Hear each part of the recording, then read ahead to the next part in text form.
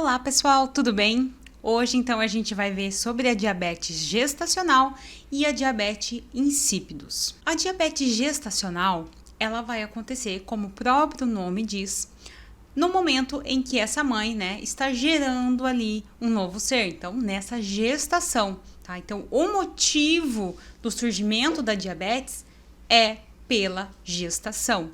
Então não é por uma lógico, vai ter uma interação com essa alta ingestão de carboidratos, mas ela não é por si, tá? É por um problema nesse pâncreas, ou não é porque tá tendo uma alimentação muito exagerada. Lógico que, como eu já falei, vou repetir, é um fator, tá, que vai influenciar. Então, às vezes, a mãe acaba se alimentando mais do que ela estava acostumada, né? Justamente porque ela tem ali um feto, né? E por causa disso, a gente vai ver aí um aumento, né, nessa glicose aí, um aumento dessa produção da insulina. Então, o que vai acontecer, basicamente, né? Esse pâncreas dessa mãe, ela vai produzir um pouco mais de insulina. Por quê? Né? A gente vai ver essa mãe, no momento em que ela está ali nessa gestação, todos os hormônios tendo uma alteração, tendo uma produção maior. Por quê? Porque esse feto, tá, ele vai demandar dessa produção maior desses hormônios da mãe, né? A gente está gerando ali uma nova vida. Então, logicamente, isso é normal, né? Esses hormônios, né, e todos os aspectos dos hormônios dessa mulher vai ficar elevado. Consequentemente, a gente vai ver também essa produção de insulina um pouco mais aumentada, tá? Então, vai ser normal a gente ver essa insulina um grau um pouco aumentado. A partir da 24ª semana de gestação, a partir disso, tá? Até o final dessa gestação, essa mãe vai ter que, ingerir aí uma maior quantidade de carboidrato, porque é nesse momento, né, que o feto vai precisar um pouco mais de carboidrato para sua formação, certo? Então, aí, esse fator nutricional médico, né, a nutricionista em si, acompanhando essa mãe nessa alimentação, vai, né, colocar aí uma quantidade maior de carboidrato. Aí, né, consequentemente, o que vai acontecer com essa mãe?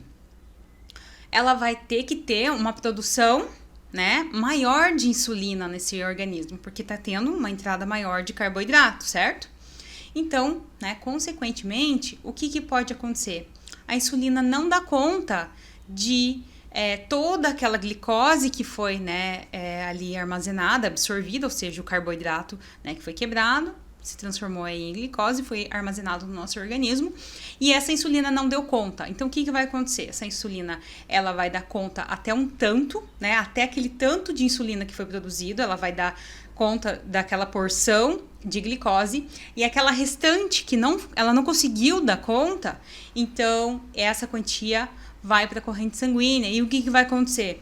Uma hiperglicemia. Essa mãe vai ficar com o quê? Né? Uma quantidade elevada de glicose. E isso vai gerar nessa mãe, né, essa diabetes gestacional. Então, é por causa, né, dessa insulina que não está dando conta, por ter aí, né, uma quantidade, uma ingestão maior de carboidratos, por causa do feto, né? O que acontece ainda mais? A gente vê que, além desse período em que a mãe precisa comer mais carboidratos, a gente vê algumas mulheres, né, não tendo esse acompanhamento nutricional, fazendo por conta, né, e que a maioria dos casos, é bem raro a gente ver uma mulher nesse período gestacional procurar, né, hoje em dia a gente já vê um pouco mais, mas antigamente ainda, né, tinha esse, tá grávida, tem que comer. Não é isso, né, isso faz muito mal para a criança, não é porque tá grávida que tem que comer. Tem que comer, lógico, vai estar comendo por 2, mas não é comer 2 vezes. Aumento, ele tem que ser gradual. Não pode ser assim, eu tô grávida, tô ali com 1 mês e vou comer tudo, né? Esse aumento, ele tem que ser gradual, né?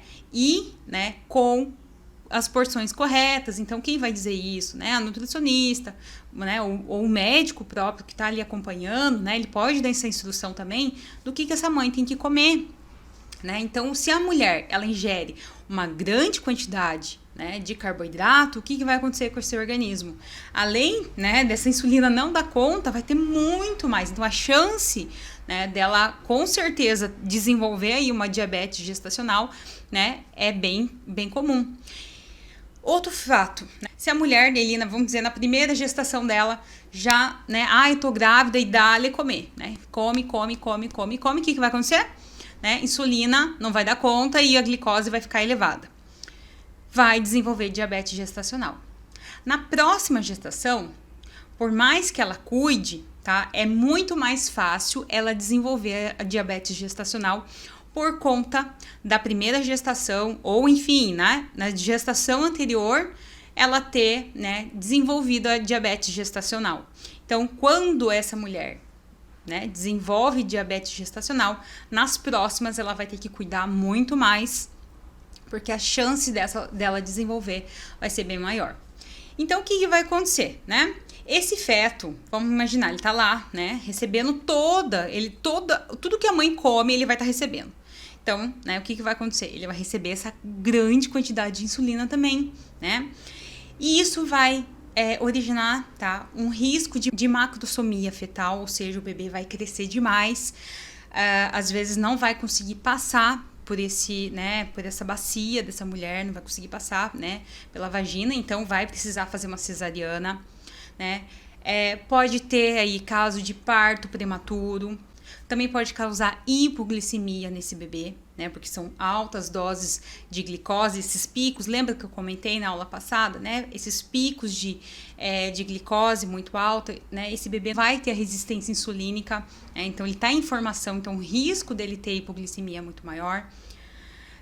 E quando adulto, essa criança que estava nesse ventre recebendo toda essa bomba de insulina, toda essa bomba de glicose, ele vai ter muito mais chance de ser uma criança obesa e de ser um adulto obeso e de desenvolver a diabetes. Então, a mãe, quando ela está carregando a criança, ela tem que tomar muito cuidado com aquelas coisas que ela ingere, porque isso vai determinar aí o nível de saúde dessa criança para a vida adulta. Essa mãe, no momento em que ela desenvolve essa diabetes gestacional, pode ser assintomática. Mas como assim assintomática? Lógico que vai dar os sintomas, mas como essa mãe tá ali acostumada com os sinais da gravidez, que são enjoos, né?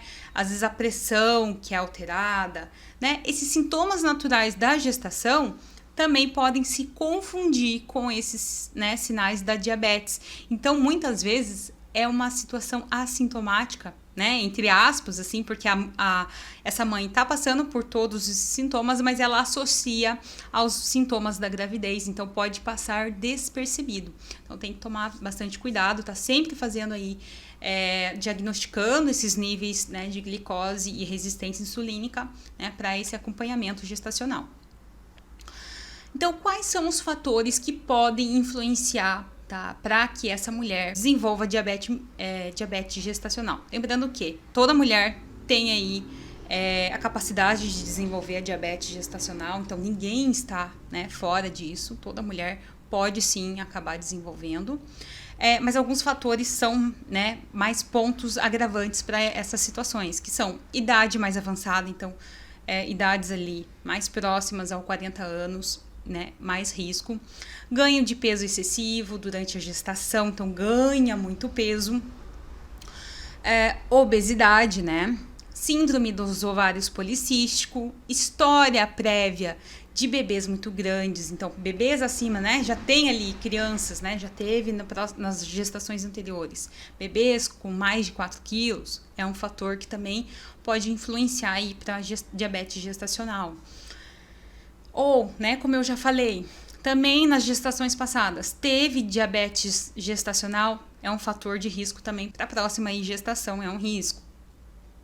Histórico familiar, né, com diabetes do tipo 1 ou com diabetes gestacional, hipertensão arterial sistêmica nessa gestação, ou que tem aí uma gestação múltipla. Então, a partir, né, ali de gêmeos, essa mãe, né, pode ter um risco maior de desenvolver a diabetes. Então, após 6 meses a esse parto, é bom essa mulher, né, fazer aí novamente um diagnóstico para confirmar que, né, esses níveis voltaram ao normal e que tá tudo bem novamente. Foi uma diabetes somente gestacional, não foi uma diabetes aí adquirida, né, no decorrer do tempo.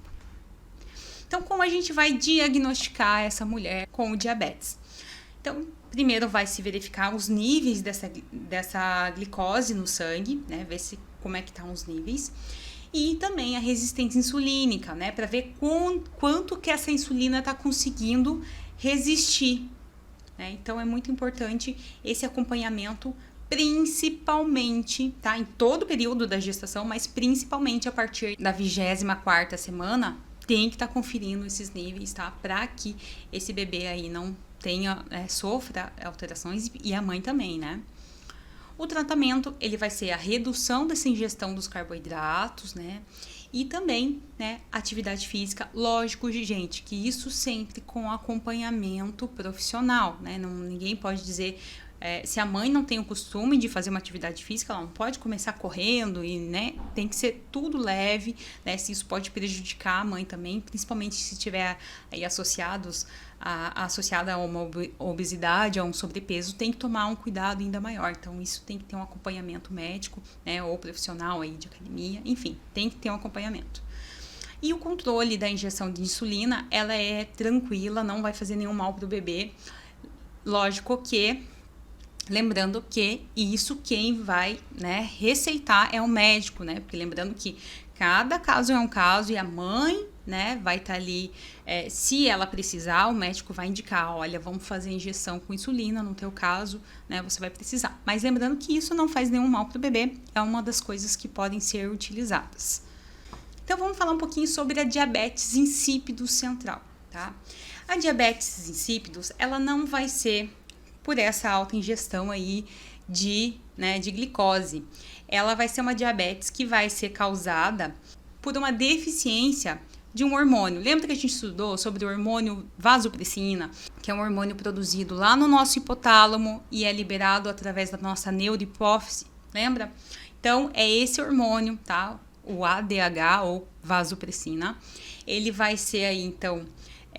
vai ter uma carência desse hormônio, e a gente sabe que esse hormônio está associado aos nossos níveis hídricos no nosso corpo, ou seja, toda a água que está ali no nosso corpo, né, ele vai estar atuando, né, nessa atividade aí dos rins, e ele é conhecido também, né, como o hormônio diurético. Então, para desenvolver esse tipo de diabetes, a gente vai ver alguns casos, que é o hereditário, causadas por alguns outros problemas, como uma lesão durante uma cirurgia, né, no hipotálamo, ou uma cirurgia de hipófise, tumor cerebral, lesão cerebral, aí, caso a pessoa tenha alguma fratura, né, aneurisma, obstrução das artérias que vão irrigar o cérebro, encefalite, meningite, são doenças que podem estar afetando nesses níveis desse hormônio. E existem também outros tipos de causas, mas que ainda são desconhecidas. Nós vamos ter também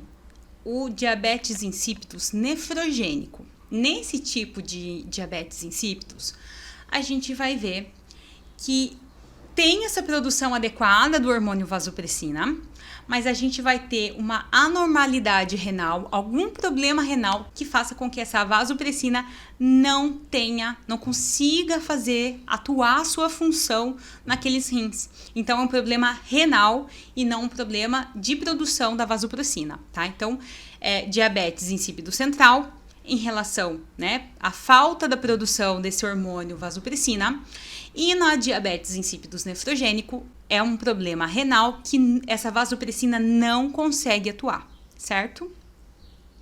Os sintomas da diabetes insípidos, ela vai ser uma sede excessiva, então a pessoa vai ficar com aquela sensação de boca seca, né, o tempo todo, que ela precisa estar ali bebendo água o tempo todo, e consequentemente uma produção de urina excessiva.